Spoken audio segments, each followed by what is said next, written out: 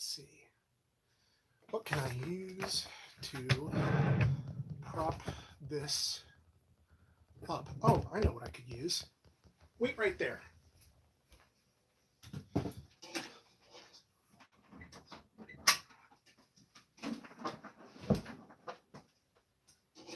Ugh. Is like the closest approximation to a set that I can get. And this stuff is already falling over. What are you doing? What's the matter with you? All right, whatever. Let's put this over here. Maybe you'll see it, maybe you won't. Let me move the camera over here. All right, so move it back. AMC logo, yes indeed.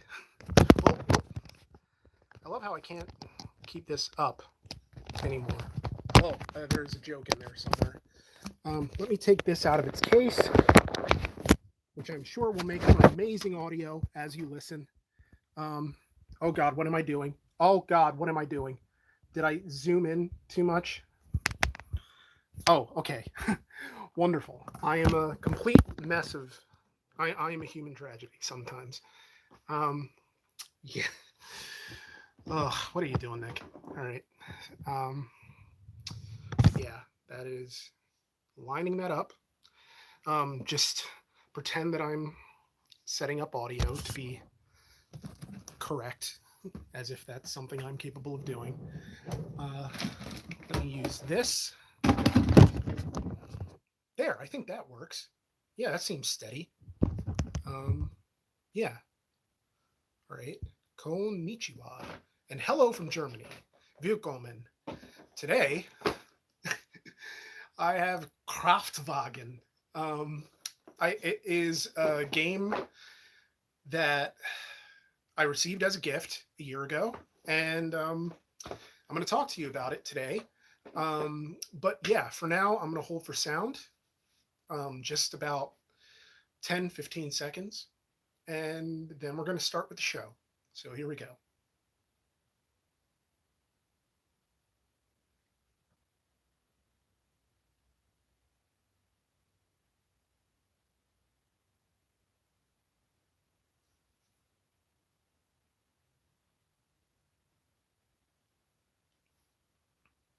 Welcome, everybody, to RCR Podcast 143. Let's go with that. The Fault in Our Cars. If that is a title that's been taken by anyone anywhere, I'm sorry, but I'd be shocked if someone hasn't come up with that pun before. Also acceptable is The Fault in Our Cars, the subreddit, but I don't feel like angering them at all. But yeah. Anyway, all right, so let's talk things. First and foremost, I took Betty in for inspection, and yeah, it's gonna cut into my savings for the new car to get her fixed so that she passes inspection, so that I can drive her into the summer and save more. It would be great if life would stop happening for a little bit. Not like that I would die, but like if life circumstances would stop happening for a little bit, just because I got like hit with this avalanche of just circumstances popping up that are one-time circumstances, like I had to pay for my CPAP machine, which I finally got. So now I might actually be able to become a morning person as opposed to someone who's like dead in the morning. It's very odd using a CPAP machine because it feels like, someone's using like an air gun right in your face, but you get used to it pretty fast. So that's nice. Yeah, I did a lot of writing and things have been going pretty well in that regard. Just, I'm trying to focus and create content that people actually want to see and that is actually well-performing content. And so I'm looking forward to what the future holds. But for now, I'm just going to keep doing streams because I don't know, like it beats, I suppose, doing a GoFundMe in the sense that I feel like I'm giving you some kind of value in exchange. But I understand that these might not work, and that's okay. That is absolutely okay because even if you're only donating your time, that means a lot to me. So, um, what we're going to do here is talk about this game that I got last year called Craftwagen.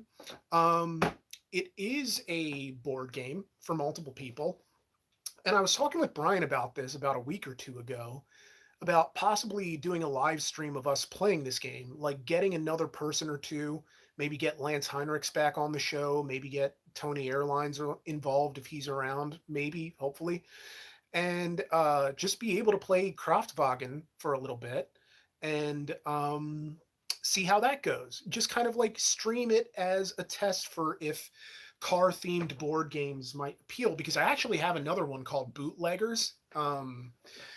And it's kind of interesting because we were recently talking on a recent podcast about potentially doing an RCR story that talks about the role that bootleggers had in the creation of NASCAR. And that's a subject that I'm very fascinated in, if for no other reason than because it does involve that sort of true crime aspect with historical insight. I just love those types of stories with relation to cars, even as I acknowledge that a lot of car stories tend to focus on the early 20th century and retread a lot of the same ground. But thanks to you guys sending emails to my RCR email, the regular cars the roman at gmail.com, you've been sending me some great suggestions for RCR stories, some great suggestions for cars that I can use in the coming, or that I can search for in the coming months,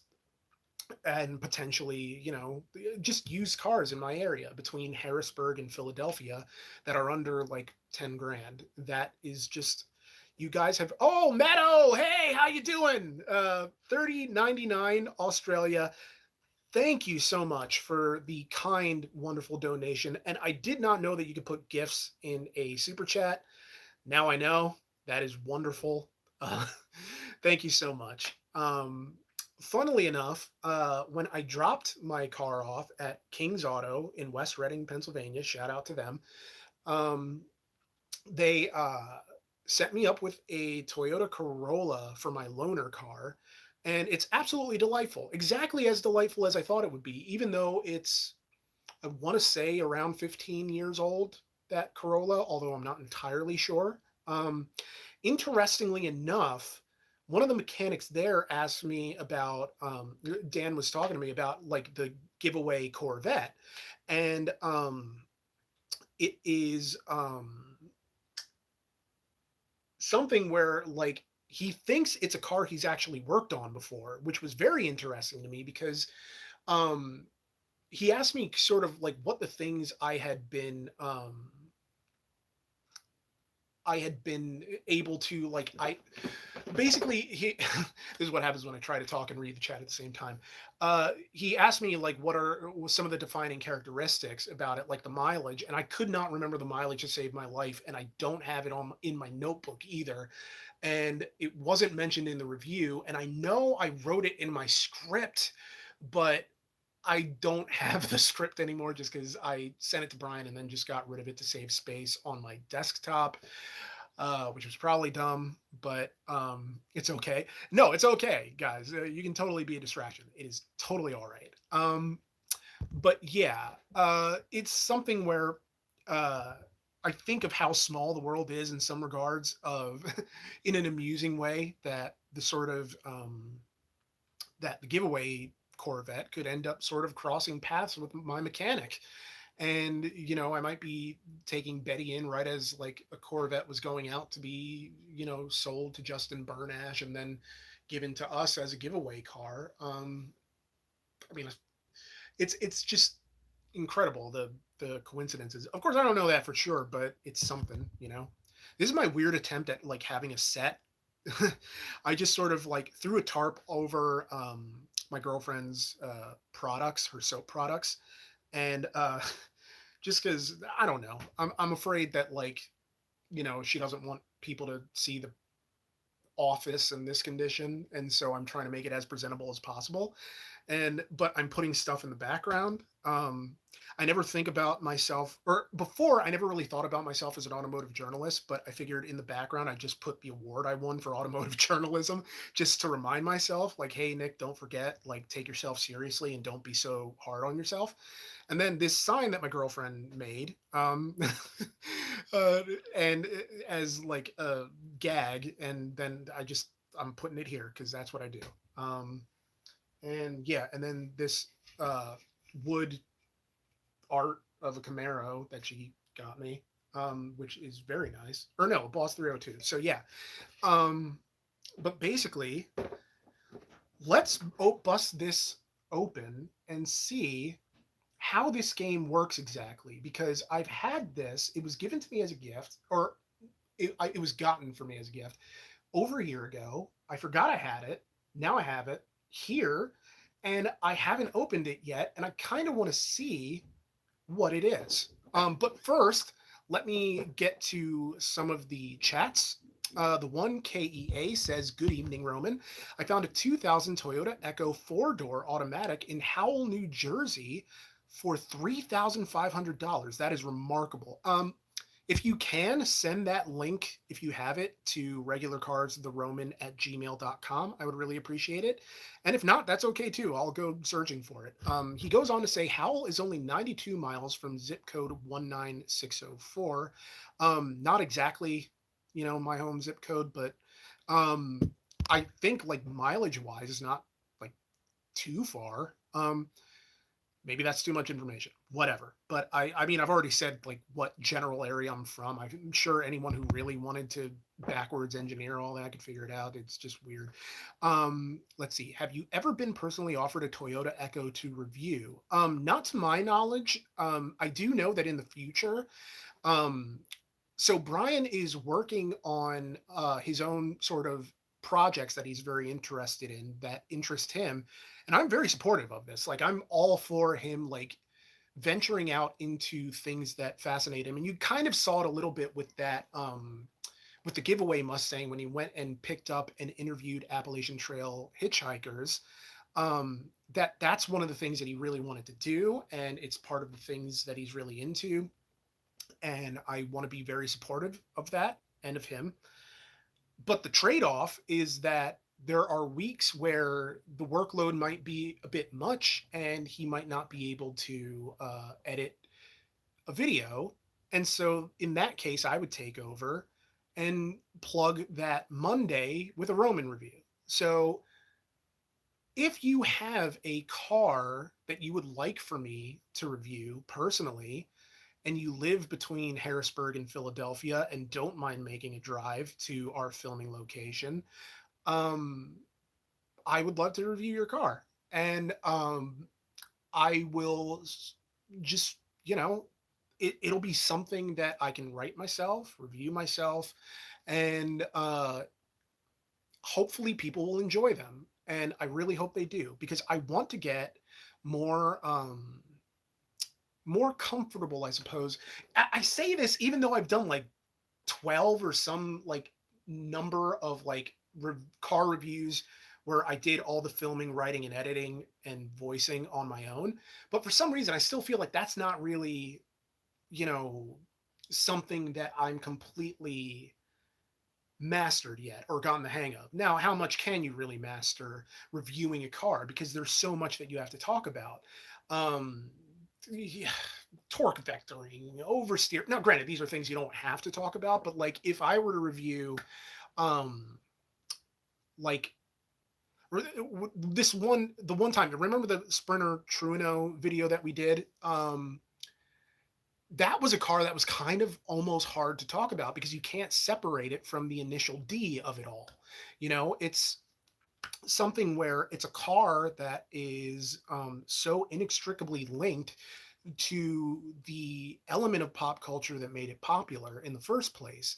There's only so much that you can do to talk about it on its own terms, because you had the Drift King, you had Initial D, you had a motorsport pedigree, and you have all the background that goes into being a Toyota in the first place, especially a Corolla. And so all of these factors sort of combine to become the impetus for why a car becomes popular. Um, I have a 600 horsepower Evo 10 MR out of Cleveland. Wow, that is too much car for me. That is, I mean, I'll drive it. I don't know that I would buy it. Well, I couldn't afford it to save my life, but let's be realistic here anyway. Hmm. Oh, Brian retweeted that I'm going to be live streaming, so that's great. Hopefully, uh, the word gets out. And so, yeah, let's see. Same with the DeLoreans you've done. The Marilyn Monroe connections really clicked. Yeah, we did the LS, well, we did Matt Farah's DeLorean that he had for a bit, and then we did the LS DeLorean. And I want to say there's one other DeLorean that we did, but I might just be thinking of when we went to a car show. Um, I had gone on a trip to oh, okay. So the one KEA says that he went to my hometown government's website and looked up their zip codes, and that is one of the zip codes. I blanked on my local zip codes just because, for some reason in my mind, it was like 3 or 4 towns over. Uh, I'm terrible with zip codes. I'm so sorry. Um, but yeah, let's see. Um, but yeah, it's oh, the first DeLorean back when the Echo was still around. Have you ever done a Batmobile? No, but there is a Batmobile in a car classic, like an antique car museum slash like because you can buy the stuff that's there, and it's the Keaton Batmobile, the Batman '89 Batmobile, and it is $1.3 million to buy. And so, and there is no way on God's green earth that they're ever going to let us review that car. We could ask. I mean, it's something where it would be great if we could do it, but I don't imagine whoever actually owns the car and is selling it there and giving commission to the auto museum, the classic auto mall, to host it there would ever let YouTubers drive it because of the reputation of YouTubers. So, um, I would love to. I wouldn't even know where to start. I still don't know, looking at the car, and there's no information on the plaque to my knowledge that that I don't know what the base car is. Like I genuinely don't. So it's yeah. I remember your review of your mom's Explorer. Do you have any other family members? Do any other family members have things you could review for your series? Not really. Not stuff that we haven't already done. I did my sister-in-law's Sebring. I did my aunt's Chevy Tracker. My sister has a minivan that we've already done. I could do my girlfriend's car. I could do like there are things that I could do. It's just a matter of like how much of my personal life I really want to put into things, but I also recognize that like you look at the most recent solo video I did and that's just all personal stuff and I share so much of myself to an obscene degree that I'm not even consciously aware of a lot of the time and in some ways I had the restraint to talk about myself less because my life would be so much easier in that regard. Like I've created this pressure for myself to get rid of Betty and get a new car as fast as possible. And if I could do it all over again, I wish to God I had just kept my mouth shut and not said anything because now I feel like it's everything I do is about that, which does not mean that I don't appreciate the outpouring and that everybody like it's not that I don't appreciate the support or that I don't love the fact that people are trying to help me out, that they're sending me emails, they're sending me wishes on Twitter. I got a great pep talk from Zach Clapman of the Smoking Tire yesterday. Wonderful guy. And it's not that I don't appreciate those things. It's just that I created an extra stress for myself at a time where I shouldn't have. And I know for a fact that people understand that I'm trying to take time to do it right. Um, and it's given us a lot of good talking points for these podcasts. So in that sense, I appreciate it. Um, but in that sense, I just wish I had, because see, like I I brought it up to Brian as sort of a way of saying like, because I've never sold a car before, so I asked Brian for advice on how to sell the car, and then I guess it was kind of like my fault for not clarifying that like I'm not necessarily looking to raise money. I just need advice on how to sell a car, because he's like incredibly experienced and knowledgeable. But um, I sort of created a scenario for myself where I just was like, you know what? I guess I'm gonna go make a video and talk about how I'm like gonna sell Betty, because I figured like the best way to sort of get past anxiety about certain things is to talk about them. You know, it's true in life, it's true in relationships, it's true in your job. Communication is key in everything. But for me, that's kind of how I work things out. I talk about them all the time. And so I figured talking about this Betty thing would be great. Like I would be able to explain that I'm looking to not necessarily do it right away, but I'm trying to, just move past at some point. But by the same token, I am understanding how limited I am in my circumstances, and I'm trying to fix that, but it's just going to take time. And so, um, when people ask like what's going on with Betty, I always appreciate it, but also there's always not a whole lot to report, other than the fact that like yeah, I'm in the hole to my mechanic right now, but that'll be resolved on Monday or whenever they get the whenever the car is ready. It's fine. It's going to be fine. Um, for now, I'm just going to drive the loaner and that they give me, and everything will be fine. But it's just a thing how that cuts in a bit into the savings. But I'm not back at square one. I'm still blessed enough to keep going and hopefully grow to a point where I can actually get something reasonable where it's not just a lateral move. Um, but for now, it's sort of just a wait and see approach and keeping my fingers crossed that circumstances in life don't keep coming, that I can just have like a nice, boring, sort of even keeled existence for a while because I like boring in some ways. So let's see. Craftwagen. This is apparently the sixth. Wait. Okay, so it's not the sixth edition, it's the V6 edition, which is very fitting to me because I drive an Essex V6 in my Mustang. So this is a game by Matthias Kramer that is for between 2 to 4 players, and this is the premise of the game. All right. In Germany in 1888, Bertha Benz, wife of auto pioneer Carl Benz, undertook the first cross-country drive in an automobile. While making the trek from Mannheim to Pforzheim, her car ran out of fuel in Weischlock.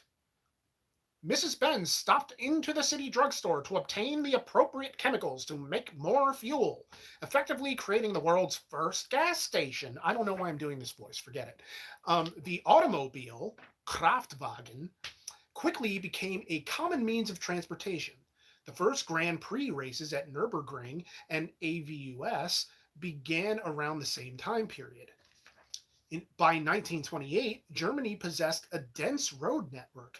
Combustion engines had triumphed over electric and steam engines, and cars were produced via assembly lines.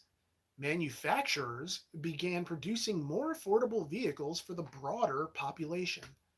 In Craftwagen, players take on the role of owners of startup companies during the time period when cars came to maturity in Germany and Europe. I just wanted to close it with a local newscaster voice. Like, your kids are getting into a new craze, and it's called sucking dick. Let's see. We've got so these game pieces are. Oh, okay, good. So I was like, in Monopoly, a lot of people want to be the car. Now this is a game about cars, and I only still see one car piece, but luckily, this is just one of many color car pieces. So this is the green car. There's a yellow one in here, a red one. They're just in very obnoxious places that I can't really pull out. So yeah, that is. Oh man, now I have like my fingers and my fist are too big to actually just reach into the bag and put these back, so I got to drop them in. Um, Let's see. RCR Gaming. Record this. Give it the imagery like an RCR story and have the players stay in character the whole time. That's actually kind of brilliant. God's honest. I was not expecting to maybe do like a Harmontown thing, but that actually would be good second channel content, I think. Um, mm, I got to use my teeth to open everything because, um, I'm clumsy. Brian in a top hat and a monocle. Let's see. Have you considered telling the Gizmondo story? Seems like it would make some good car stories content. I have not. Uh, Mainly out of ignorance. I mean, I don't really know what the story is, but it's something I should definitely look into and will. Um, Once I figure out what I'm doing for dinner tonight. um, uh, I have scissors here. I just don't feel like getting up to get them because I'm lazy in that regard. Uh, Absolutely thrilling audio here, I know. Um, for people wondering, the last two episodes of the podcast are now up on our RSS feed, which means it should now be on Spotify and iTunes and all that stuff. Here we go. All right, it's out. So these game pieces are feature automotive luminaries of the time. I will show you the cards of all the various people that you can play as, and you tell me whom you would pick if you were to play this game. First up, Carl Benz, who is, well, I'm real. Okay, there, it's kind of focusing. It's mostly because I can't really keep my fingers still. So you got Carl Benz, you got Ettore Bugatti, Mr. Bugatti. I play board games sometimes. I don't always get the chance, but if I do, they usually tend to be sort of like escape room themed sort of board games. Um, that's mostly the experience that I've had with them. But yeah, it's few and far between for the most part. Next up, Gottlieb Daimler. So yeah, I'd be surprised if we had any Americans in this just because of the nature of the game itself. Um, Rudolph Diesel. Wait, yeah, Rudolph Diesel. There we go. Kind of looks like Neil Patrick Harris. Like, do you see it? Kind of, maybe. I don't know. Kind of weird. August Horch. Auguste Horch, maybe. um, Wilhelm Maybach. Maybach. Damn, that is some cool facial hair. Very cool. Um, Adam Opal. Kind of looks like Comstock from Bioshock Infinite. Although I think Comstock had a fuller beard. So yeah, there's that. Um, Nicholas August Otto, a fellow Nick. um, but yeah, wow. Kind of looks like a cousin of mine, actually. And last but not least, Ferdinand Porsche. Rudolph Tees was actually Barney Stinson in disguise. Very plausible. Um, I'm trying to think of who Ferdinand Porsche looks like. Can't really place it. Actually, in this picture, it kind of looks like a male version of Rue McClanahan from the Golden Girls. I almost said the Wonder Years. I have no idea where that came from. I guess both shows that started in the 1980s. Then we got some time cards. We got some engine cards. Let's see. We got these tokens. Harumph Squad. That's a good way of putting it. Man, these tokens look kind of cool. Then on the back, ABC. So yeah, I'm gonna have to learn this game well enough to be able to plausibly play it with Brian and anyone else that we can get to play with us. We got all of these different things that pop out. So money, fake money, uh, fake locations. So some of these are like no, not really. I was gonna say some of these. Yeah, I guess some of these are actual models of the time. So the Daimler vis-a-vis, which appears to be the $1 equivalent. A Mercedes 630, which appears to be a 3 equivalent. I'm saying this like I actually know that it's supposed to be money equivalent, but I don't know that at all. It could just be a point system. Here's a Graf, and a Benz Victoria. Yes, a Benz Victoria. It's a car RPG. A car PG. Yeah. Ferdinand Porsche special perk. It's tank specialist. Go to jail for war crimes. Do not pass go. Do not collect $200. Very, very astute. I love having educated viewers. Curtis Mitchell. Gizmondo was a video game company in the early 2000s and imploded after the owner crashed his Enzo and split it in half while street racing. That is madness. That is absolute madness and chaos and wilderness and all that crazy mess. Ugh, I did not know that that was the story. So yeah, I'm gonna take a brief pause to see if I can actually log into look up the cars I was looking at. This is an old tablet that I had many years ago, and hey, ambient whooshing, $20. Thank you so much. Thanks for all your work, Nick. You're a great addition of content in both humility and talent. Thank you so much. That is such a kind thing to say, and such a kind donation. I am so privileged to get to do what I do, and so thankful and just grateful for people like you, and everyone in the chat, or anyone who stops by for any amount of time to just watch for a little bit. I'm grateful for all of you, so thank you. What have we got going on here? Nuts. All right, well, that did not work. I accidentally closed out of the thing I was looking at like a genius. Next up is a Tatra 11.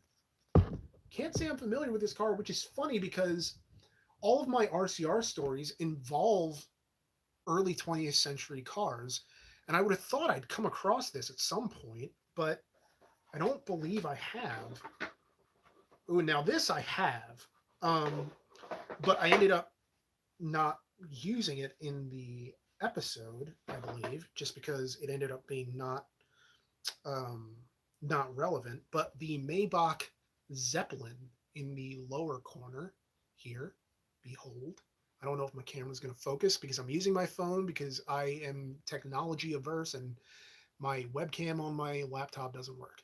And also, we have a BMW 328. Yeah, 328. And a Horch 853 and an Adler Autobahn in the middle of all of this. So we've got a decent, fairly eclectic collection of Wampa Dampa going on here. Let's see. What else? What else? Now we have a Bugatti 35, a Mercedes-Benz 500, a Mercedes SSK, a Tatra 77, and an Opel 1.2 liter. An Opel 1.2 liter. Sorry, I don't know how to talk. Talking is hard. I don't know how to put things together. It's madness, chaos, all of those things. And then this is the last set of cars that we are given in the game. It is a Bugatti 35, Bugatti 41, Mercedes SS, and an Austro Daimler. Behold. Behold. It is Wampa Dampa heaven up in this game, in this car PG. Because, if you're going to role play as the owner of an automotive business, or automaker, manufacturer, production, all of that stuff. You're going to need to have a good set of Wampa-Dampa credentials to make the magic happen. So let's look at the game board and see what we're working with here. All right. This is actually less complex than I was expecting it to be, although there are many sections. Um, I don't know that I can fit all of this in here, but basically you have a track. You have like spaces for each of these sort of various cards and community chests or whatever the Monopoly equivalent is, chance cards, all that craziness. I'm trying to look at the screen through the slit in this board. So yeah, that's kind of an overview of what the pieces are, but how do you actually play this thing? Because I don't know exactly how any of this is done, because this is the first time, literally the first time that I've opened it since getting it, which kind of makes me like a crummy gift receiver, just because I don't always open things right away, and then before long, I just kind of have let time escape from me. Uh, yeah. If anybody has any sort of subjects or anything, because I can't imagine that this is all that exciting for you guys, but if you have subjects that you want to talk about, please feel free. I just consider this more of like a nice little hangout session where, you know, talk about whatever, um, sort of aimless in that way, but I, I don't know. Here we go. Reminder that Brian and Lance Heinrichs, automotive enthusiast, did a podcast the other night. I want to say it was Tuesday and maybe Wednesday, but very fascinating stuff. They went looking for used cars, and yeah, Lance is always a great guest to have on the podcast because he's so knowledgeable about cars that he can really hold down a conversation about that. In a way that like I'm kind of about the used car market rather, excuse me. And I would be out of my depth in that regard, but the man knows what he's talking about. So I definitely check that out if you're looking for content. Um, yeah, so we have a Grand Prix track, pit lane, an action track, research, got the market, all this stuff. See, I could have just pulled this out. I didn't have to pull out the whole game board, but I have no idea what I'm doing. So here we are. So essentially, yeah, I'm not going to read this because people are going to bail on this podcast and record numbers. It's very dry. All the rules and regulations. It looks like a really cool game, and I really do want to play this with like Brian and maybe some other people like Greg International or Tony Airlines or Lance, whoever. But let's see.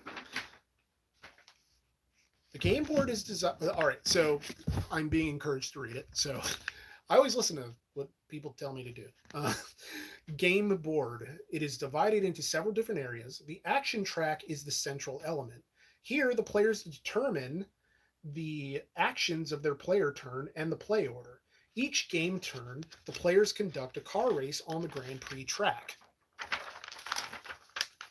The players offer cars they have produced onto the market. The market can absorb a total of 6 cars each turn. The buyer track may determine the end of the action phase and the start of the scoring phase. During each game turn, players will determine the 4 available buyers for up to 6 car players offered to the market, or up to the 6 cars players offered to the market. Players will receive development points via research for new and improved car bodies and engines, as well as instant advantages and famous engineers. Finally, award tiles may be won by the players upon accomplishing various goals. The play mat of each player contains 3 workshops. In each workshop, there may be only 1 engine or 1 car body. The Grand Prix car space is in the top left portion of the mat. Here, one level 1 engine is depicted as part of the Grand Prix race car. So that's, I guess, what these numerical values indicate. It's like if it's a 1 on this side, then it would be a level 1 engine, or, you know, uh, the Grand Prix car is only used for the Grand Prix race. In the canteen, each player places his available workers that will be used for research and for selling cars. Car body tiles. The car bodies have values of 1 to 7. The higher the value, the bigger, more beautiful, or more modern the car body. The players may take car bodies of a higher value only when they have completed enough research. All right, so these are, more modern, more beautiful. That's what these numbers mean. So 7, it's great. 1, it's just antiquated garbage. And yeah, there's buyer tiles, where you have 4 different preferences: people who prefer the look of the car, the engine, the prestige, and the price. So you're trying to satisfy various masters in this game. Research cards. The research cards represent the development of better and more modern car bodies and engines. Instant cards for one-time advantages and famous engineers who help the players in various ways. And then there are engineer markers, where most of the engineer research cards have markers for their special abilities. If a player chooses one of these research cards, he receives the respective engineer markers. So these special abilities include engine development, car body development. It's just all these different perks. Price markers are chosen by the player to determine the market price they would like to set for a car. The white price markers are given to the players for taking certain actions and for accomplishments in the Grand Prix race. Players should flip the price markers they have collected at the end of the round to keep them hidden from their opponents. And then during the game, players earn award tiles immediately upon achieving specific goals. Now, here's the big part: aim of the game. In Craftwagen, players advance the state of automobile development and production by playing as startup companies. They must research new technologies and build improved chassis and engines. Early Grand Prix races provide the young companies with prestige and money, but the players must maintain a key balance of fulfilling the demand preferences of buyers at the lowest possible price. The player who has the most money after 3 game turns is the winner and will be mentioned in the same breath as Daimler, Benz, and Opel. So yeah, basically that's man. There's just so many instructions, and it's exhausting. But I will do my best to learn this game, and teach it to others so that we can play it and hopefully make something entertaining that doesn't bore everybody half to death. But hey, it's all about having ideas and for second channel content. So whatever. Yeah, it's just absolutely, engorged with information in this rules thing. All right, so I want RCR Australia to go smooth, as my money's hopefully going to assist in that. I hope so. I really do. Yeah, it would be neat. Going to catch a plane to PA, then let's board games for real. Oh, absolutely. Catch a plane to PA. It would be great. I mean, it's, if you're our fixer for RCR Australia, there's no reason why, I don't know, we shouldn't mate or something. But then I can't volunteer Brian's house. Yeah, that's weird. Let me keep some of it aside for some DJI Osmo cameras as well. Ooh, badass. All right. So, yeah, Craftwagen kind of seems like a cool little game, but very complicated, very complex. But yeah, we'll love to see more of this fun stuff we didn't get up here in the States. Can only watch DankPod's car stream with envy for so long. I mean, sorry, I missed the first part of your message. It said, maybe because I watch a lot of 40K related stuff and I'm into some of the board games, never thought I would be seeing one related to cars. Well, yeah, it's very much like, I don't know if it's a type of project that.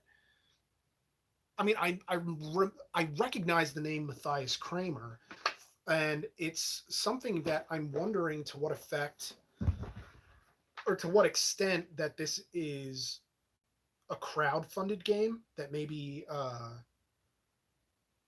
car enthusiasts really banged the drum for this, and they eventually got it made. Um, I'm not sure, but for now, that's kind of. I hope that like more stuff like this comes around, just because I want to believe that there's a market for it somewhere somehow.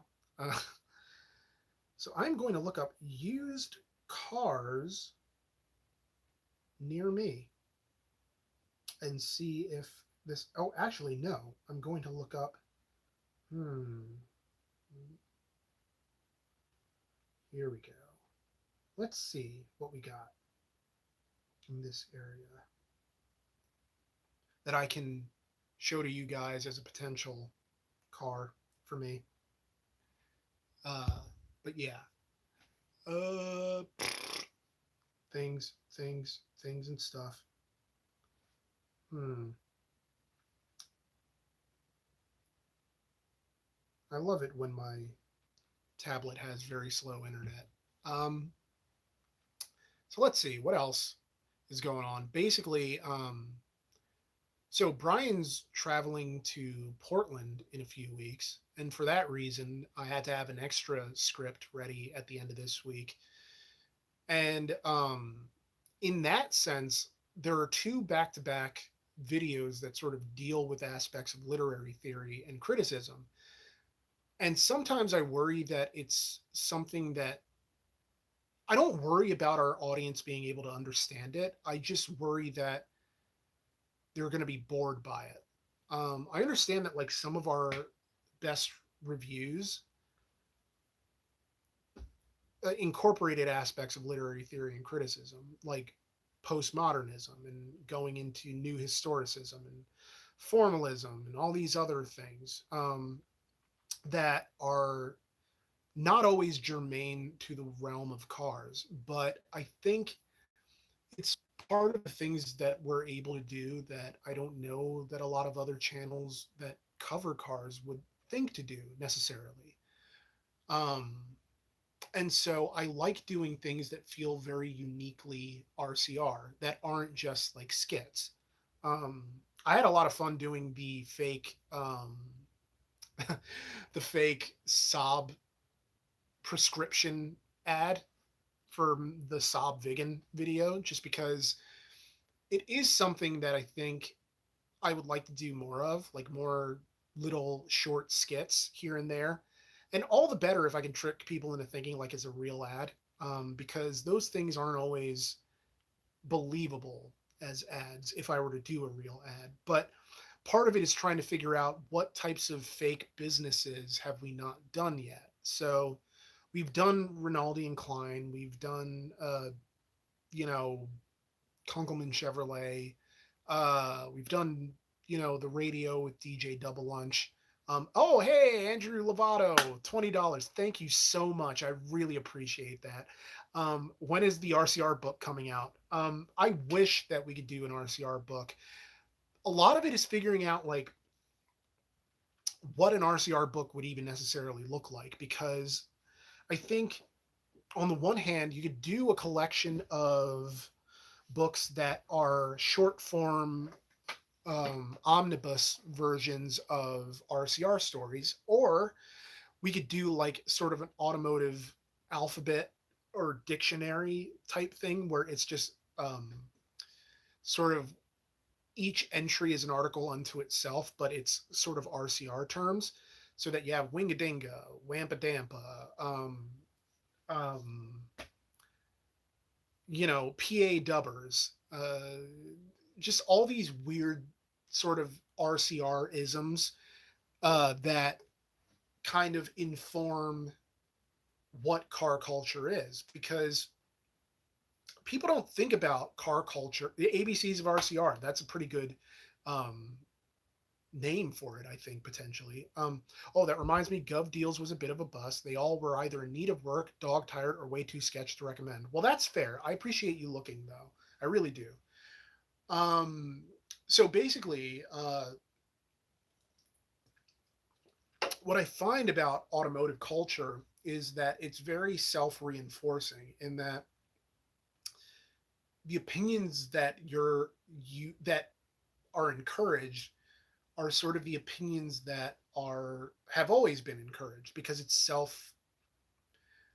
it's not exactly the same as an echo chamber because an echo chamber has more conscious effort to drown out contradictory opinions. Like, oh, we don't want to hear anyone talking bad about this type of car. No, what I mean when I say car culture is self reinforcing, in that people kind of work backwards from a conclusion in a lot of the discussion areas that I look at. And maybe I need to diversify where I go looking for, diversity of thought in the auto community. But in a general sense, people sort of come to an idea that a certain car is great and work backwards rather than sort of starting from the premise of what is this car and is it good or not?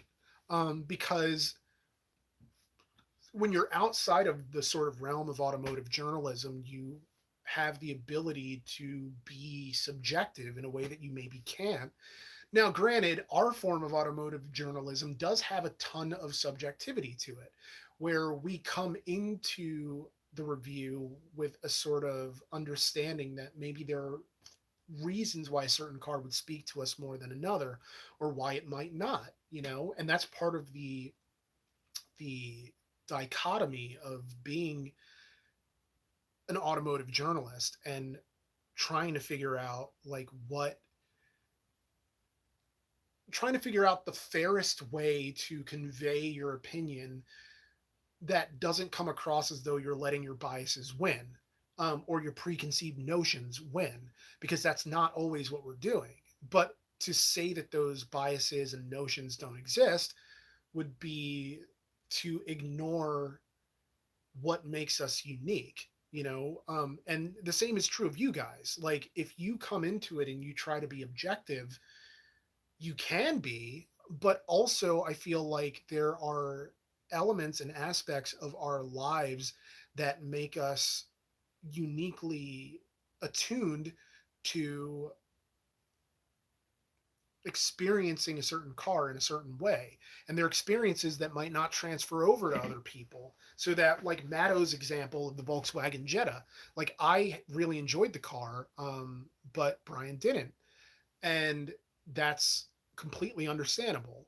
And but Brian was very upfront about that, about why he has a thing against Jettas, and I was very clear about why I kind of enjoyed Jettas. It's just, you have those differences of opinion that create the dichotomy of any automotive analysis, so that there is a certain diversity of opinion that is difficult to kind of boil down because people in their experiences through life are so different.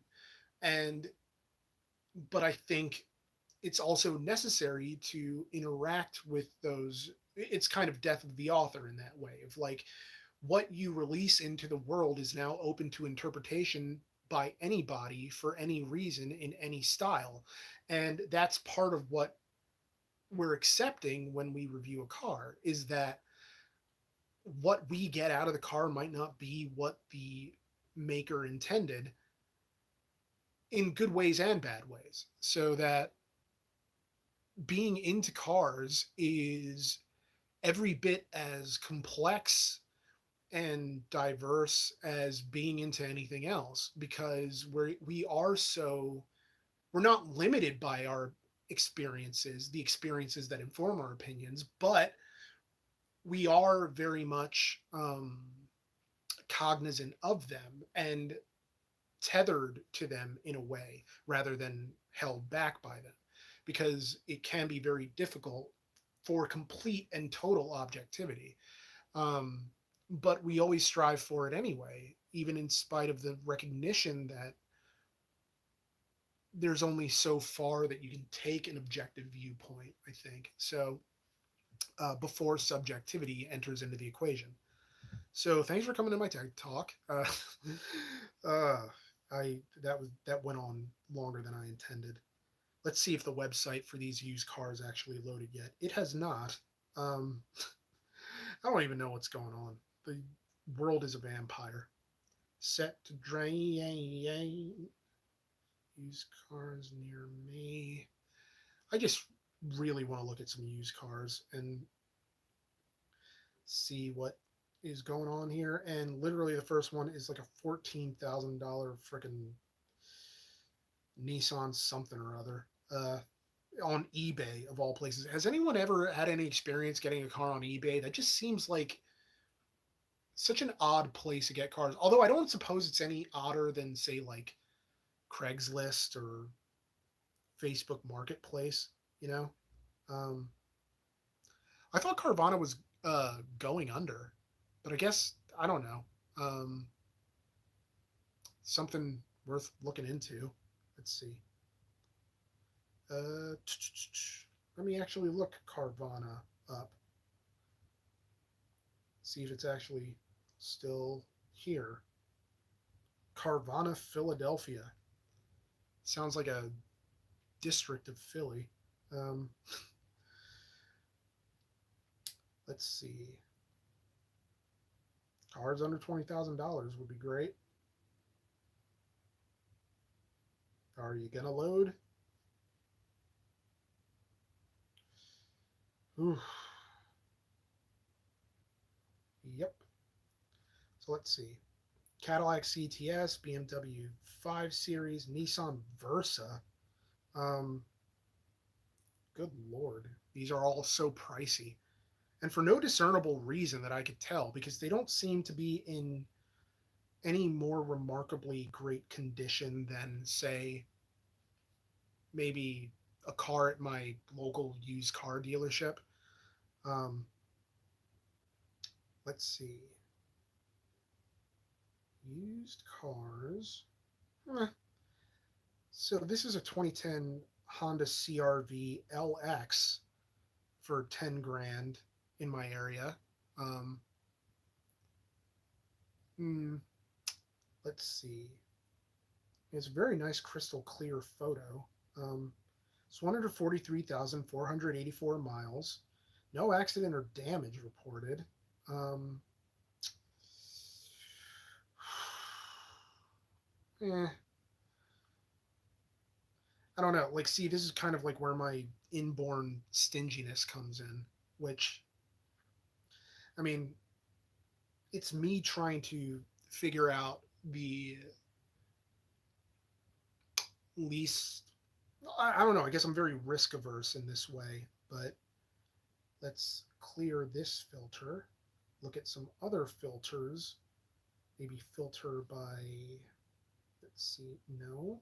Take me up to, wow. So for some reason, the default is thinking that I have $171,000 as my max price, which is so far from the type of money I've ever seen in my life or could ever hope to see. So, uh, fun. Fun. Let's see. What do we got to work with now? All right, so 2006 Monte Carlo for 6 grand, 137,000 miles. An $8,000 2004 Dodge Ram 1500 SLT for 7,995. Um, let's with 82,000 miles. Um, a 2009 Honda CRV EX for 7,750.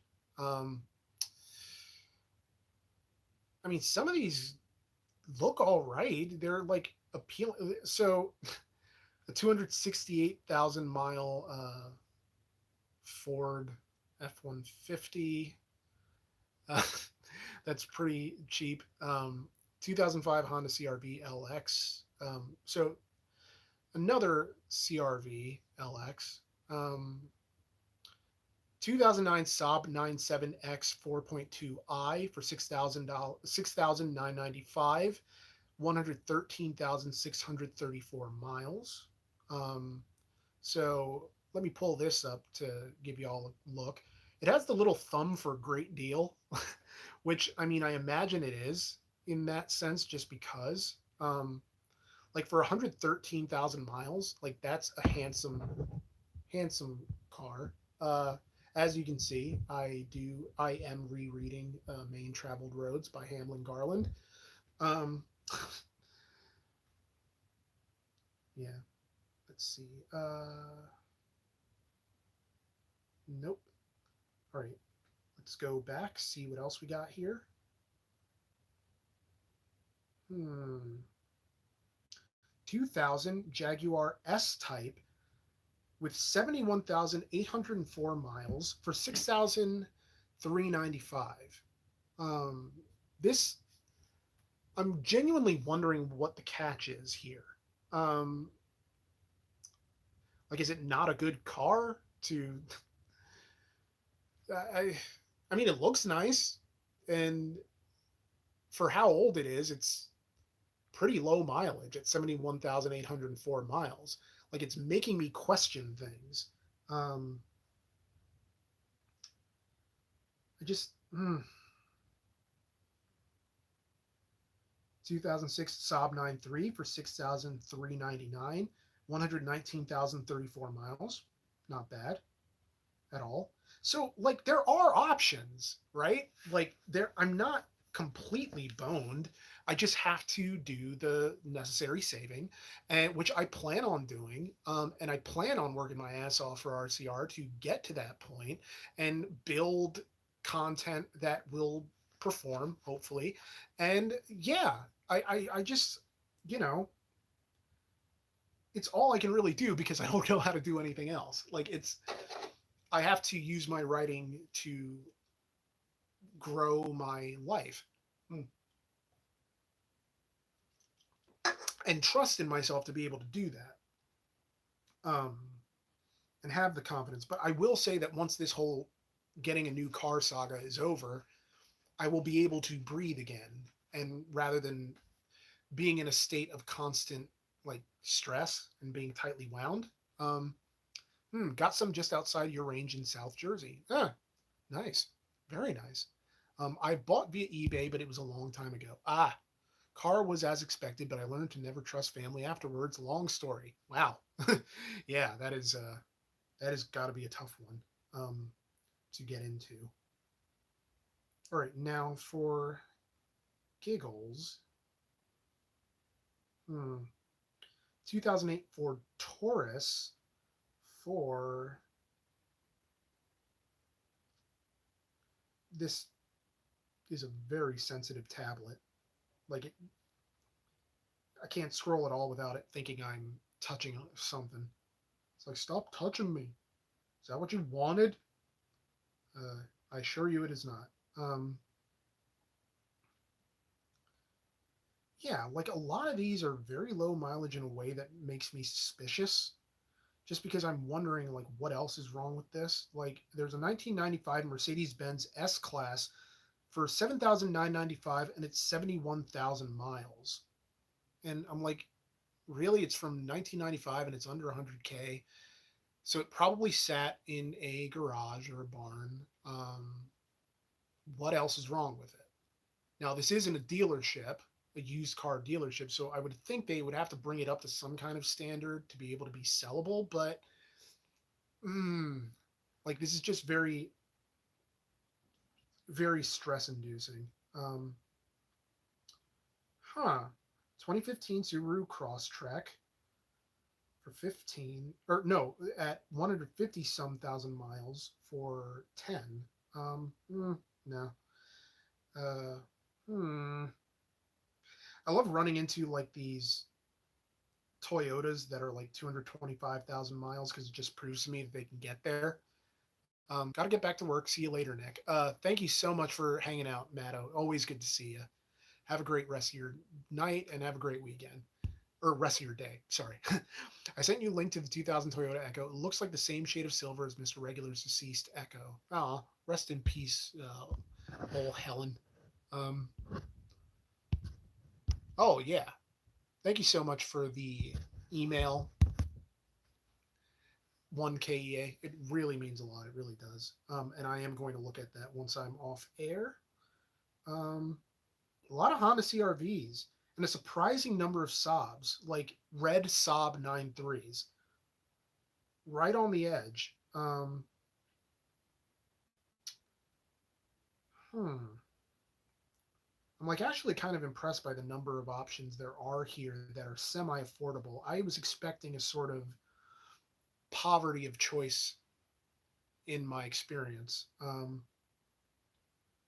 And to see that there's actually stuff here is kind of encouraging. But granted, it is coming with the caveat of maybe they're not what they appear to be. Because you kind of, I don't want skepticism to be my stock in trade, but I also kind of have to be um, cautious because I have to get this right. you know, like if I'm going to let Betty go, I have to get this right. I don't want to make a lateral move. I don't want to make a mistake. And so that's why I am leaning Toyota. Mm. But yeah, let's see. Apply.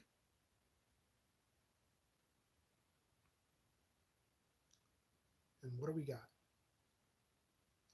Back to the Monte Carlo. Um,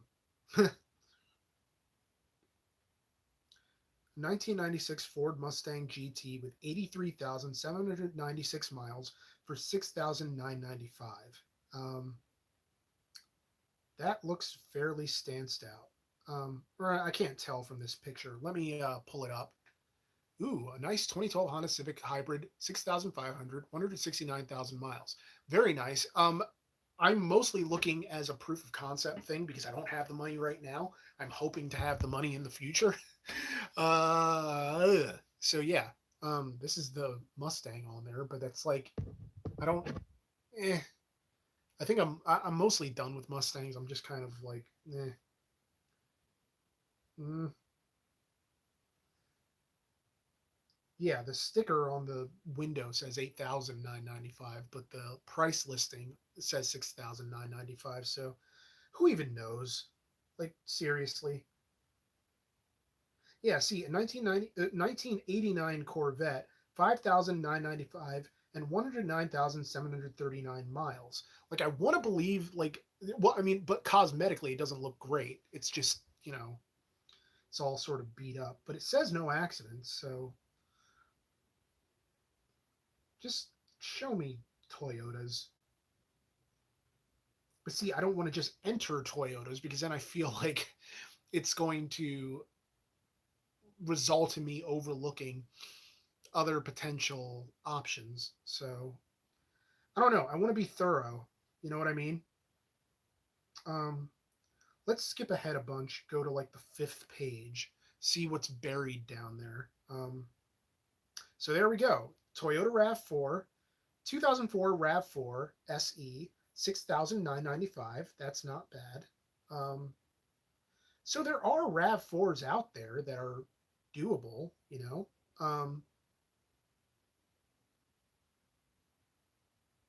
a Dodge 2500. So that's like a work van. Hot diggity damn.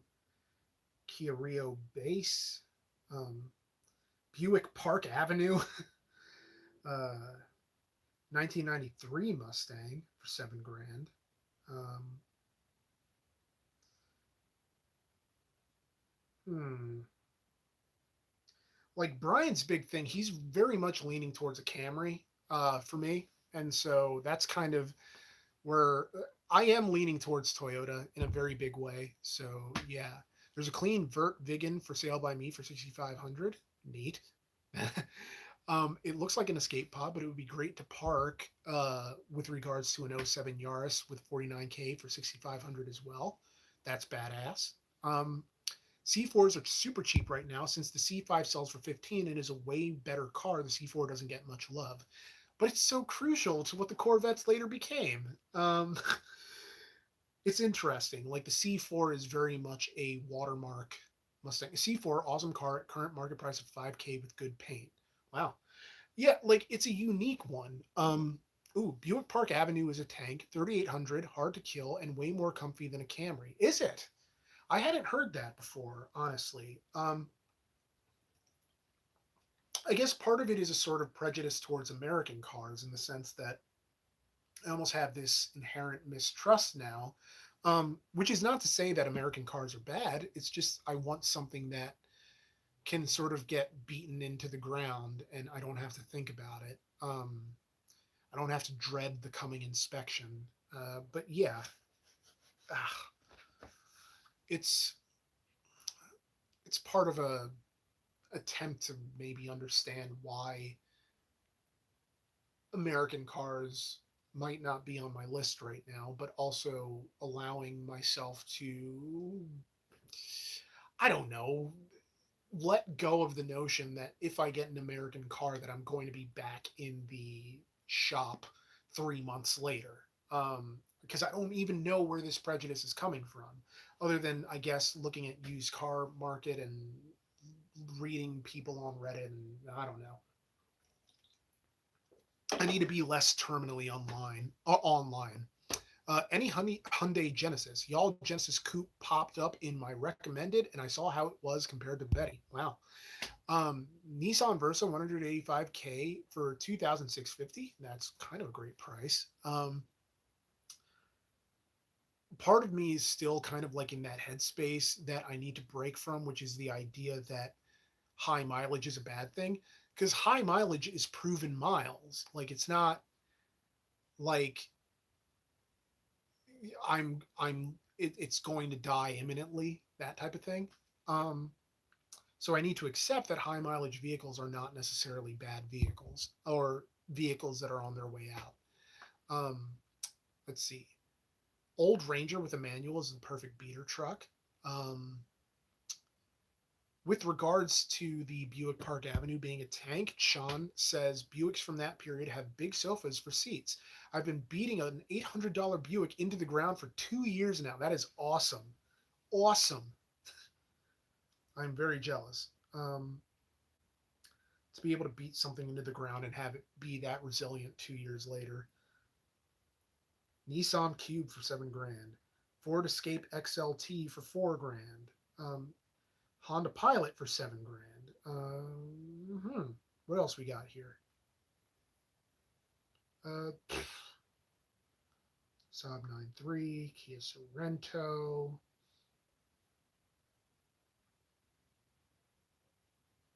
I just want to get to the point where like the money is saved and I can literally walk into a place with the intention and goal of potentially leaving with something. Um, that would be awesome. But yeah, stuff I got to figure out, or places I need to reach. Ah, let's see. M Class, Grand Marquis, Outsiders or Outlander Sport. I don't know where Outsider came from. Stop clicking on things. This isn't even a dad click. It's not even my fault. This tablet is just being super sensitive. Ugh. Let's see.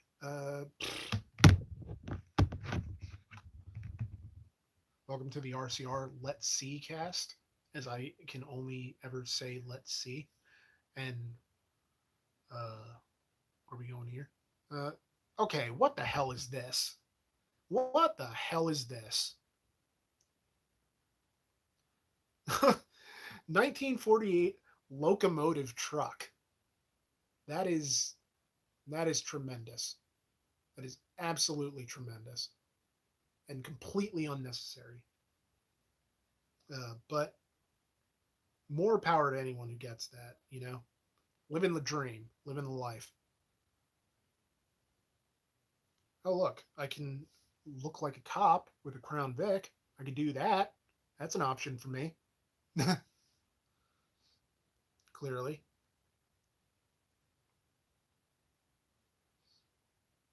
Hmm. 1983 Lincoln Mark 6 sedan for 6 grand and 101,000 miles from the Classic Auto Mall. Um, I believe that might be the same place that has the Batmobile that I had been talking about earlier in the podcast.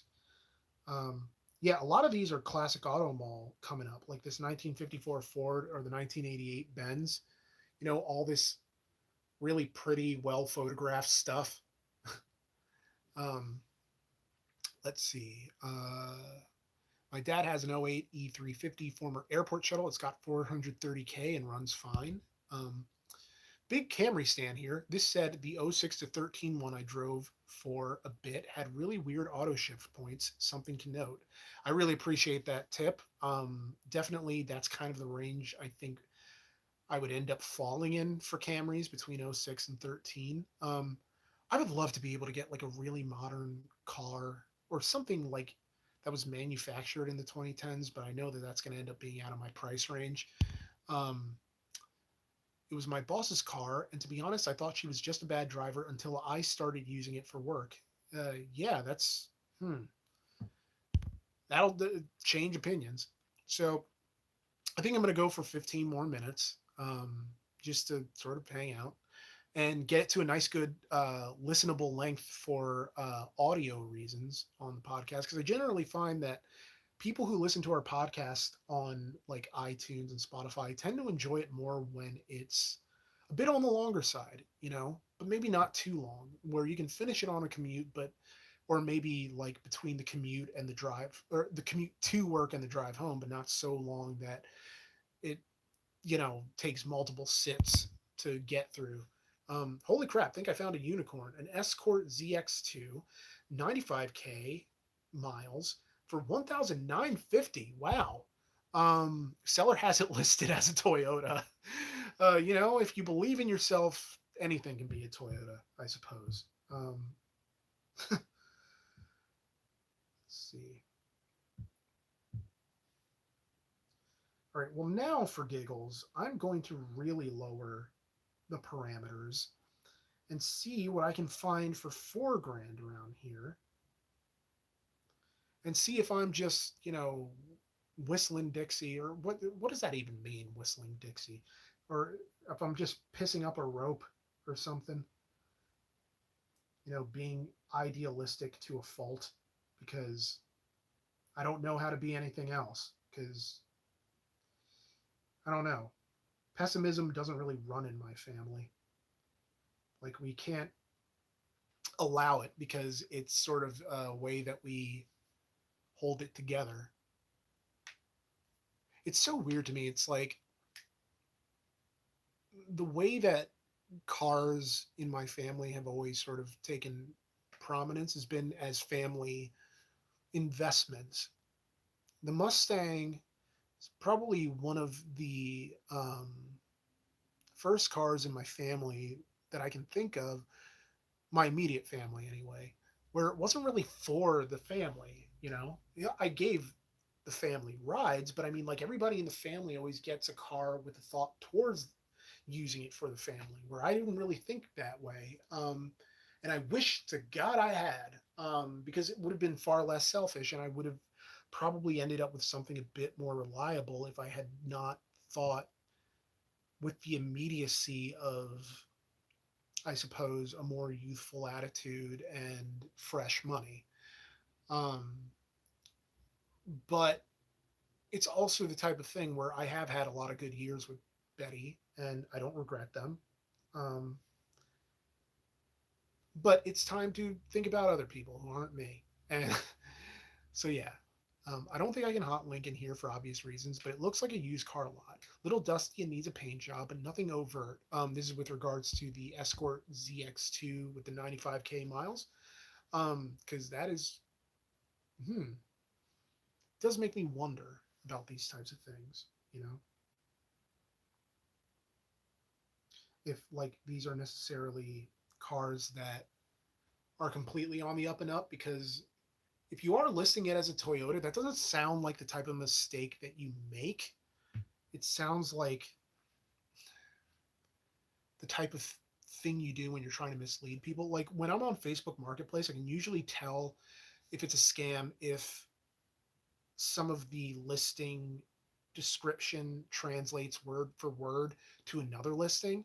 So there are multiple listings that say, got new tags 3 days ago, like literally 3 days ago, and then immediately followed by like new tires. Um, and it's just suspicious when it's all written the same way. And, the photographs, they look like they're on the up and up, but also they could just as easily not be. They could have been pulled from a Google image search. You never know. So you got to look out for scammers and people who want the payment up front before you ever see anything, because it's easy to get roped into those schemes when you're very much in need and feeling the urgency of need and lulled in by the appeal of what appears to be a good deal. It can happen to anybody. There's no reason to be ashamed by it happening to you, but because too often things can seem too good to be true, but other times, like, why is it so that things can seem too good to be true but never too bad to be false? Which is a line from a Eurovision song, but called Évidemment, but I want to say it's France. Well, it's in French, so what do I know? But it's that thing of wanting to believe that good things can happen, but also believing that not bad things can happen. Um, and having that contrast between hope and reality. Um, let's see. I feel like I'm rambling a bit. Um, I think I'm distracted by the amount of just random cars here. So a Dodge Avenger SE from 2008 with 115,791 miles. Honestly, it doesn't look that bad. And Lord knows we would be able to maybe redo our Dodge Avenger video if I got this, like, and redo it in a way that um, doesn't conflict with where our comedy attitudes are now, so that we don't have to kind of look back on it and cringe the way that we do sometimes. Um, let's see.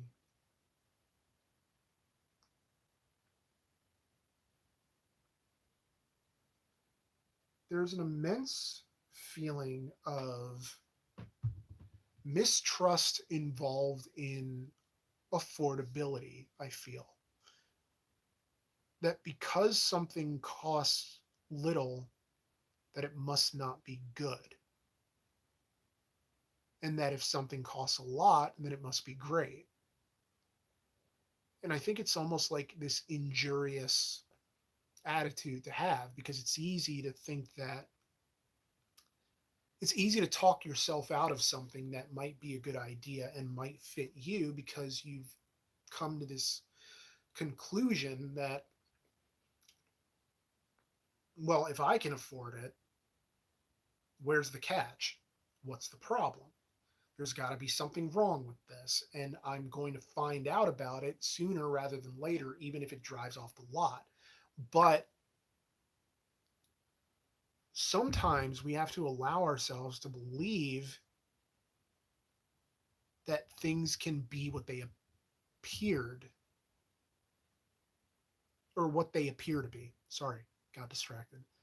We have to believe sometimes that things can be what they appear to be, so that if we do get a good deal on something, that it is actually a good deal, but also not veer too far off into naivete, that we investigate and interrogate things that appear to be a good deal to make sure that we're not actually getting screwed.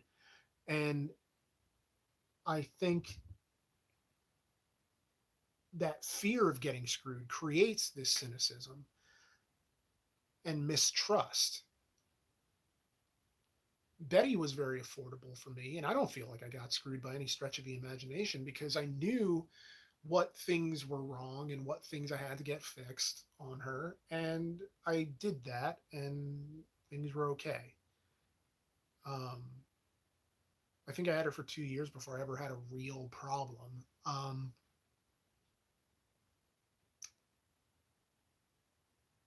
But now I don't know that I would have reacted the same way. I would have had this mistrust that because I could afford this car, that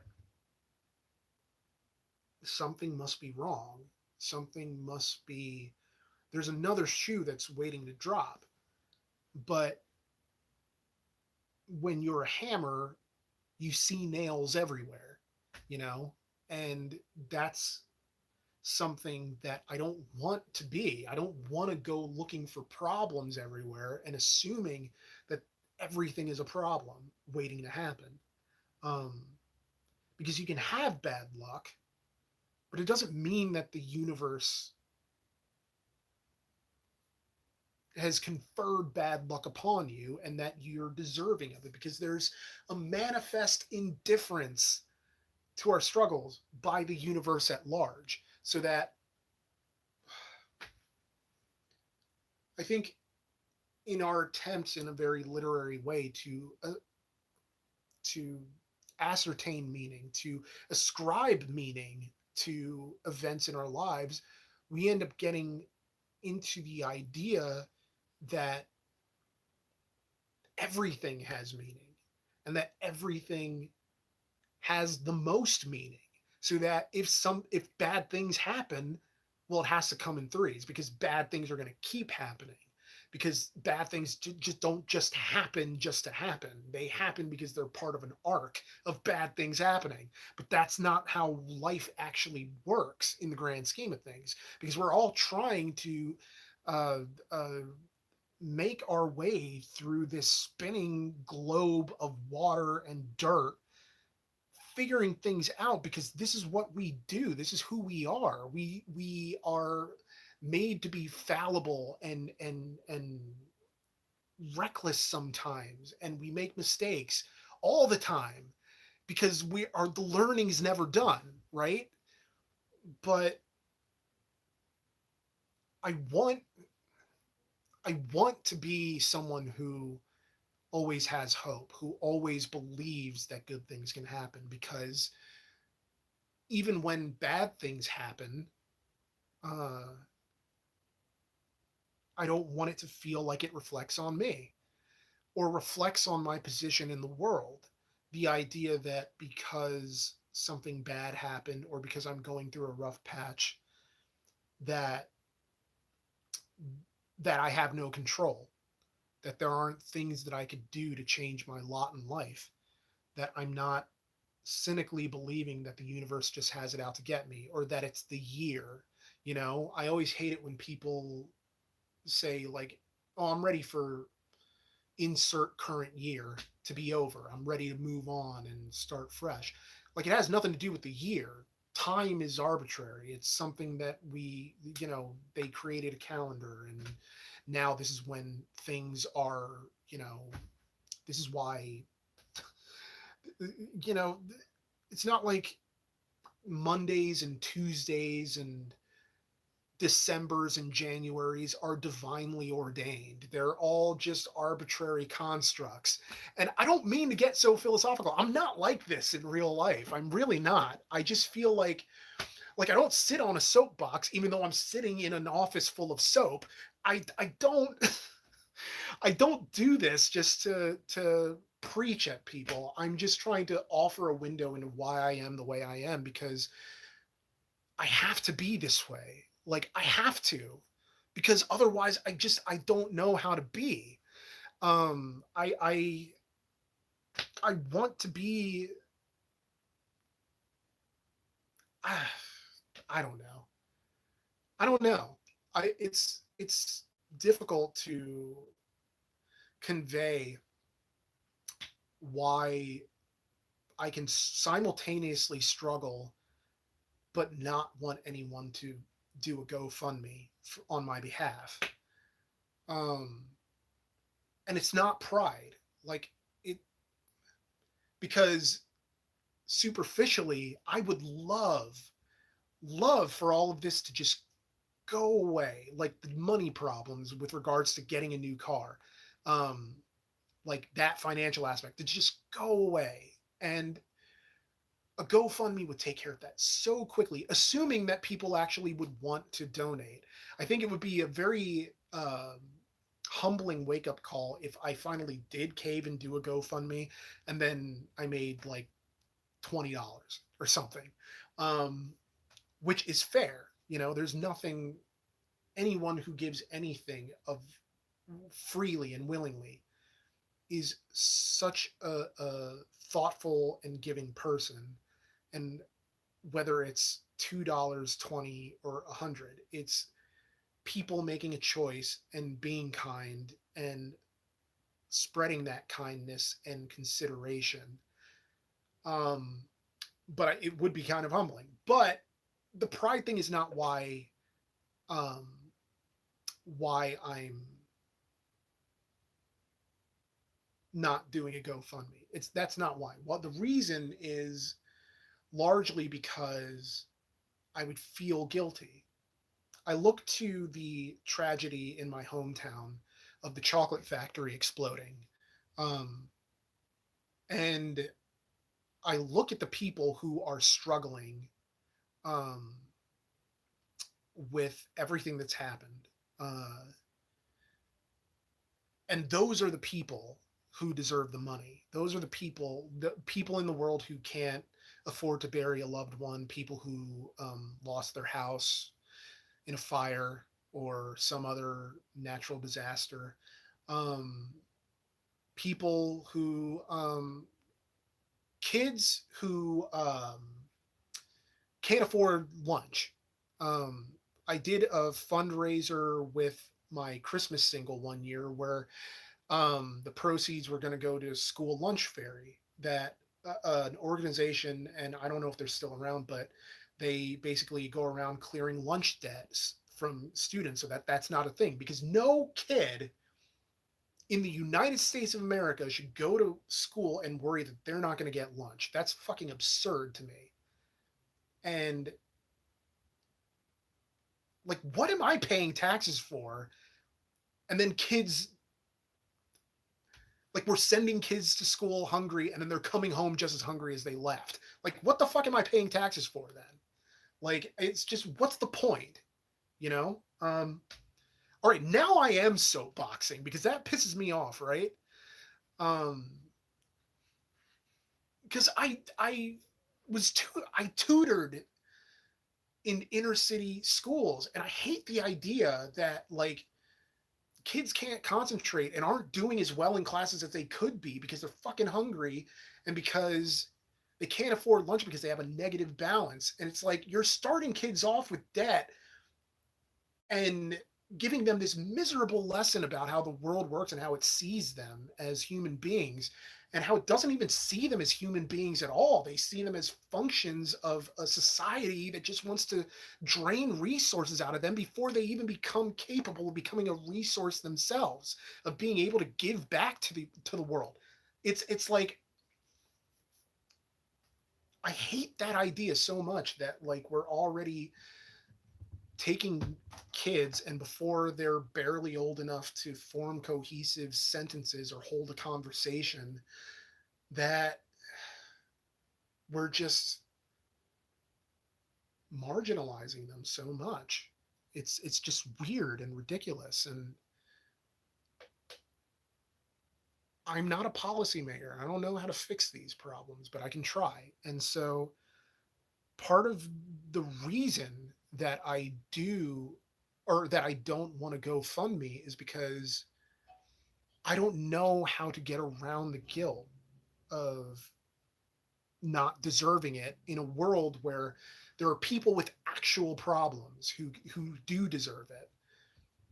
Um, Recognizing how much easier that it would make my life if I could just get a lump sum and make this all go away. I would love that so much. But in good conscience, like I don't know, because like my conscience would, I don't know that I would sleep very well. Sleep on my bed of lies. um, Good evening, Stuart. So let me stop soapboxing for a little bit and just so Suslin Mew 199. Thank you so much. Hi Roman, have you ordered a Cybertruck with $100? I have. I, I've only recently seen videos online of Cybertrucks in the wild. Like they're actually out here on these mean streets and just driving around California, and people are taking videos of it. Because how could you not?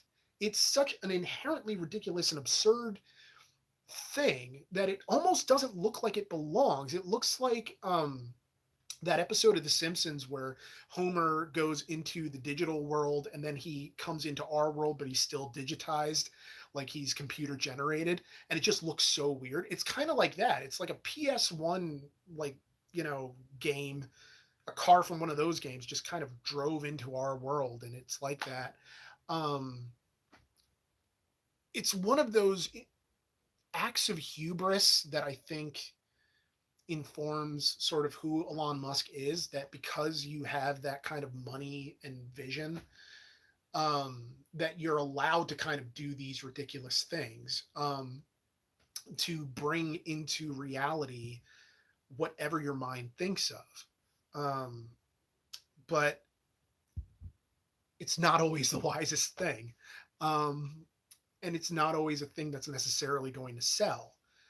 Now, granted, I say that, but I don't think Elon makes the Cybertruck if he hasn't been gassed up by Tesla sales, by the fact that Tesla did catch on, and that there is like an actual market for these things. I look at someone like RJ Scaringe, who made the Rivian, because I read an interview with him once where he was kind of explaining where this came from, which is that, he'd been working with cars all his life, ever since he was a kid. And he, to learn that cars were having the environmental impact that they were having, I believe his words exactly were bummed him out. Like, it bums me out, or bummed me out to find out what cars were doing to the planet.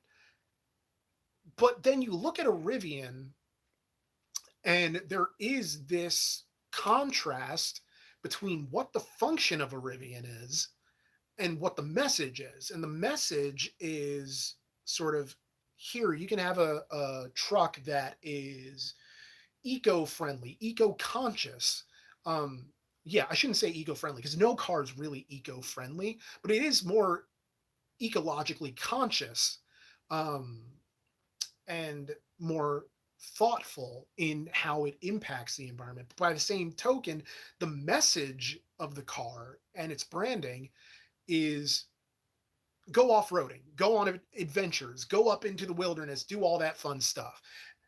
And doing that is kind of at cross purposes with like the environmental message of it all, because you're disturbing habitats, you're putting ruts in the soil that makes it difficult for things to grow and for all that other, like, and I understand that this is very much nitpicking, because in an ideal, to be ideal for the environment, there wouldn't be cars at all. But I do think that even with that like contrasting message, that electric cars and even something like a Rivian that's just a big truck, big fast truck,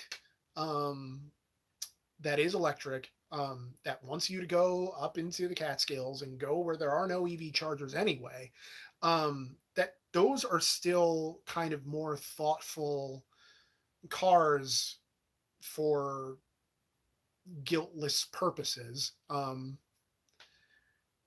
I don't know that I feel that way about the Cybertruck because it's so ridiculous looking. Like, it's just so, it feels like a vanity project. It feels like me making a Christmas song every year when I don't have to, but I just like making music.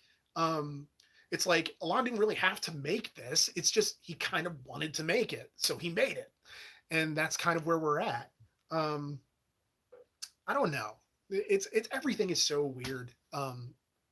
Everything in the world is so, yeah, a Christmas song of a car. Let's see. I understand your guilt, says Stuart Starr. I have a similar situation. I don't like to ask for money even for a good cause. But in this odd age, we take folks' money because they like us, or like what we say. So the best you can do is provide some value through your efforts. So do a great GoFundMe. Put in the work as to provide value for your donations. I think the one way that I would do a GoFundMe and not feel guilty about it is if it was a split fundraiser, so that it's a GoFundMe where half the proceeds would go to some charitable cause, so that way, okay, we're raising some money for me to get a new car, but by the same token, we're raising money for a good cause. Something, I don't know what it would be for, but it would be something that generally everyone can agree upon. Like, I think even no matter what your personal stance is on XYZ, that like most people wouldn't want like kids to have cancer, or kids to be in lunch debt, or kids to, be homeless or hungry, or anybody to be homeless or hungry. So I would think something along those lines. But yeah, like a split fundraiser, that would be something that I would absolutely consider. But yeah, let's see what else. Sean says every Monday we have to slog off to our jobs and look forward to that blip of dopamine you guys provide. Just because others are less fortunate doesn't mean you aren't deserving. That is very meaningful, and I appreciate the sentiment. Very thoughtful comment. Malik says, as someone who's turning 38 soon as well, I can relate to what you've said. I wish you well on your vehicle journey. Thank you so much. I wish you well on soon turning 38. I'm in that boat myself. It'll be July. Um, let's see. What a poignant, 1KEA. What a poignant and eloquent monologue. Stuff like this is why you're such an entertaining person and worth watching. Oh, thank you so much. I really appreciate that. And I wish I could come up with something more poignant to say, other than just thank you, and that means a lot. But it's the truth. It really does mean the world to me. Does this mean that you're going to buy a third gen Catfish Camaro now? No, but my uncle had a Camaro that he had to get rid of. It wasn't a Catfish, but he loved that car, and I feel so bad that he had to get rid of it. Well, he didn't have to. It's just he kind of was like, okay, he had his fun, and it's kind of. And I kind of aspire to that sort of like self awareness of like when it's time, that it's time. So yeah, first gen Volvo V70. I don't know, maybe. Thank you for the comment, Kayla. Uh, Extra Tone says, "Oh boy, I'm gonna knock you back to driving for just a sec if that's okay. It's always okay. You guys run the chat. I am here at your pleasure." Specifically, driving laws in the United States. The question I've been noodling on for a while. If I wanted to access an aggregated reference of every law I am technically subject to obey when driving in the US, how would I go about doing so? Um, that's difficult because driving laws, yes, there are like nationwide driving laws, but some driving laws sort of like vary by state. So I don't know that there's one all encompassing document that will give you every law that will keep you safe in every state in the union. Um, but I also know that some of those state laws are so like, I don't know, in our area, I almost feel like police don't pay attention to out of state plates, at least in my area, that I've noticed, because which almost makes me think like they're not going to like get on your ass for state specific laws if they see your plate and notice you're not from around here. But similarly, I feel like it's hard to kind of balance everything that you need to know to be a successful driver in the United States without breaking any sort of laws, because it's almost impossible, right? Because the sheer volume of laws and ordinances, Brian, he said something that impressed me very much the last time that we were filming, where he goes off like there was some problem that presented itself, and he instantly knew for his county what the ordinance was that you know could what he could. It's like, okay, well, we can't do this because the ordinance says we can't do this or that or this or that. And I was just like very impressive, just that understanding of the laws of his area. It speaks to this great awareness that he has for the place that he's in. Like, to me, Brian's the ultimate adult, because he knows how to adult in a very clear and confident way, and he knows stuff. He's not afraid to learn stuff. um, and he can retain the stuff that he learns. I'm terrible at retaining information. Terrible. Um, but it's not an excuse. And we all got to learn things and how to adult successfully. So I wish I had an answer to give you in terms of like just one document that you can get. Um, Obviously, like it's a dumb answer, but I'd say just like Google it. I would imagine there's some government document website that will give you a layout, maybe not a convenient like PDF format or Word document format, but at least something to get you started in terms of the sheer volume of laws in the United States for driving. Um, Hurry Endurian says, my 2 cents. Do a GoFundMe for a car of a predetermined amount or the like, and take the extra money donated to put to charity. Okay, so you got to my suggestion before I did. Kudos to you. Yeah, it's just something that I should consider. I really should consider it. Let's see, Jake or Mr. Headcrab says, not gonna lie, the Cybertruck is different enough to get people's attention, and since we can't have cool light pickups except for the Lightning, it seemed neat. That is a fair, opinion. Conrad Heine says, low poly ride. True story. Jake Noble says, it's trying to reverse engineer the future. And he goes on to add, Denver literally had to make transit free last August because of pollution from cars. Yeah, that I did not know about that, but that seems like a very Denver thing to do.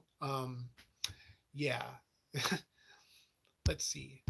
Alon going off the deep end is problematic. Still would love a 70s Ford Courier throwback in electric. Yeah, there's so many cool like throwbacks that could happen with electric. So yeah, that's definitely something I'd love to see.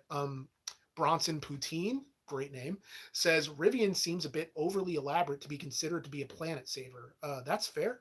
That is fair. Um, let's see. Maybe look into a good mutual aid group in the Reading area. So that's something that is possible if I were to go the charity route. Um, Surprised you don't get a gig with Curiosity Stream voicing some documentaries. I don't even know how you would necessarily go about it. Um, Oh, Extra Tone found the Missouri PDF. It's very outdated, but hey, congratulations. You found information, and the information is good. Jake Noble had a good suggestion with the NHTSA with regards to having resources. Oh, hey, it's the Costanzas in here. So many bad drivers these days. I mean, you're not wrong. You really aren't. You should see my area when it starts to rain. People just kind of forget how to drive.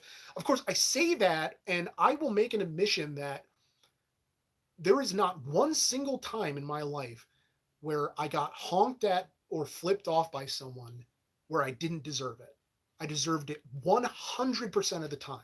Um, because now, granted, there were always extenuating circumstances, like someone didn't let me merge, and so I did a dumb to try to like ameliorate the situation, and it just ended up going out of my hands. And it was a thing where I should have just held, I should have just hung back and not tried anything. But I can't think of a single time where I ever got honked at or flipped off where I didn't deserve it. So when I talk about bad driving, I talk about it from experience. Please believe me. Let's see. Yeah, I would actually be invested enough to keep that MF book on me. Just tired of speculating about road laws. I just thought I'd bring up the question. It definitely activates me, but I understand it's tedious. Yeah, it's tough. I mean, it's hard to know, for sure. Uh, let's see. You can't turn right on red in PA because it blocks the box, but it'll get you a verbal warning in Jersey. You can turn right on red if you're going right, but not always. Because in my hometown, there is a stoplight where there's no turning on red in any circumstance. But if you go down one block, you can turn red at the equivalent light at the equivalent intersection. It's fine. One block in either direction. But if you go to the red light on the left side, you can turn right on red, but on green, you can't turn left under any circumstances. And to this day, I still don't know why that is. But everybody starts trying to turn left anyway, and it always triggers me when someone tries to turn left there because I'm like, the sign is clear; it says you can't turn left. And it just seems so selfish to me when people are kind of deciding they're going to take the road laws into their own hands and do the thing that they're not supposed to do. And there's a strange sort of like schadenfreude that I get when I see people get pulled over for that, for that turn. Um, I played God pulling out of a blind alley. S550 Mustang man was less than pleased. Yeah, yeah. It's always just people are just not thrilled about those types of things at all. Um, Stuart Starr, I wanted to tell you I really enjoyed your last video, that you can be a car guy but maybe not be the best driver. Whether that be your anxiety issue or in my case, vision loss from glaucoma, that works. Well, thank you so much for the comment, and I'm sorry that you're dealing with glaucoma. I mean, that is no joke by any stretch of the imagination. And I mean, saying it's no joke is probably the mildest thing I could say about it. Um, and I mean, just good vibes out to you because I can't imagine how tough that is to deal with. Um, I am now close to a half hour after when I said I was going to wrap this up, so I'm going to go for 10 more minutes and yeah, see about dinner. um, let's see. A certain kind of person is only satisfied when they've been transgressive in some small way. Yeah, there are a lot of people in the world who kind of find it's not that far removed from people who get off on being trolls, except I feel like for the most part, now this isn't true in a lot of cases, but in my experience, I find a lot of trolls harmless because they're looking to just do pranks and, you know, I don't know. But I mean, there are some pretty vicious trolls out there, and they can really mess with people's lives if they have it in their minds to do so. Whereas with, but I feel, okay, so here's the real difference now that I've had time to actually think of a thoughtful answer. Um, a troll is acting in a very premeditated fashion, whereas a transgressive person, a transgressive driver will they'll act in the moment. It's very much in the moment. It is a crime of passion or a heat of passion expression. And so we're trying to sort of mitigate between acts that are more long simmering versus acts that are more explosive in nature. And that's kind of why drivers acting out road rage, getting honked at, getting flipped off, it's always more immediately terrifying, even if it's a benign act of aggression. So like being flipped off or being honked at, because there's like this immediacy to it. There's this urgency to what, like, oh, is this person going to escalate in some way? Or do I need to like, you know, I don't know, take the next turn so that I just create separation between myself and the driver. It's very much something that rattles and then it stays with you for the longer term of the day, at least in my experience. Even when you do sort of deserve it and bring that sort of scorn onto yourself, even if you do, you don't deserve to be like, you know, run off the road or anything like that. People make mistakes. Driving is, oh, did I temporarily lose you? Um, Driving is more stressful than I think people give credit for, even in the best of conditions, because you are moving at high velocity in a several thousand-pound instrument of death. Well, something that can be an instrument of death. Um, but yeah, almost every driving mistake I've made is lodged in my brain. Yeah, same. Because a lot of them were stupid mistakes that were unnecessary. That if I'd been more thoughtful and been more present, like, you know, didn't end up getting like locked onto the road and lost in thought. Like, I'm very lucky to be here in a lot of ways. And I'm very lucky to have not had an accident before in my life, knock on wood. But Yeah, like imagine driving a 70-foot long, 70K pound semi truck is what Gwildor says. And I agree. Like, I can't imagine the stress that those people, truck drivers would go through. But by the same token, a lot of them, it seems, it's so natural to them. And it is because, they've gone through the training, they've gone through the experience, but it doesn't mean that truck drivers don't still make mistakes. And that's why they tell you to give trucks a wide berth because, sudden stops, wide turns, all these things. It's hard to really say one way or the other that you're never going to be in danger if a large truck is around. Um, but that's true of any car because any car presents the possibility of danger. So we're all sort of trying to figure out how to make heads or tails of, you know, I wish I could stop speaking in platitudes. Mm, mm. Uh, Bro, anyone who deserves a semi in a city deserves a life of luxury, in my opinion.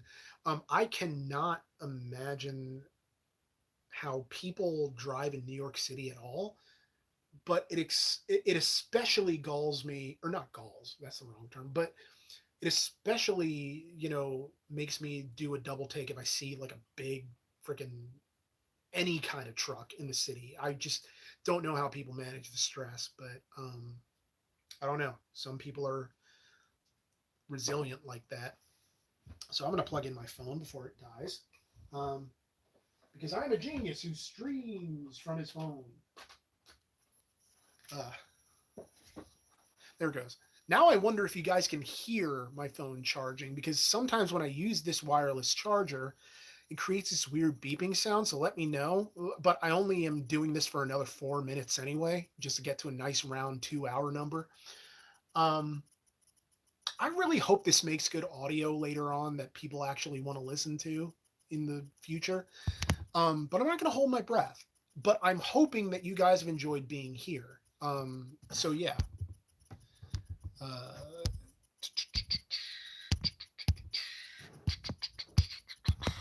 yeah. No beeps, all good. All right, cool. So I could just go on indefinitely. Yeah, no, I'm not going to do that. I do have to eat at some point. Oh, there's sibilance now. Yeah, okay.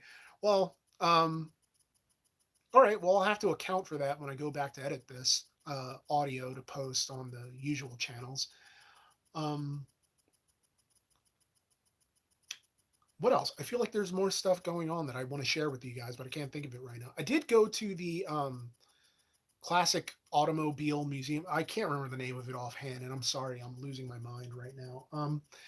It's the Antique Automobile Museum in Hershey, Pennsylvania, and I got to have hands on, or not hands, because it's kind of a setup display where you kind of get to do stuff with you get to turn the wheel and see how the headlights move. But I got to sort of have a hands on experience with a Tucker, which was incredible because it's not something that I expected to be able to do because I didn't know that the museum had the ability to actually interact in some way with a Tucker mock-up or model next to all the real Tuckers that they already have. It's fascinating all the amount of like detail and information that they have about Tuckers, and I think in a lot of ways I was kind of lucky to live in an area where so many Tuckers are nearby. Um, but that was a great experience. That museum is wonderful. I want to go back sometime when I have a little more time. Mm.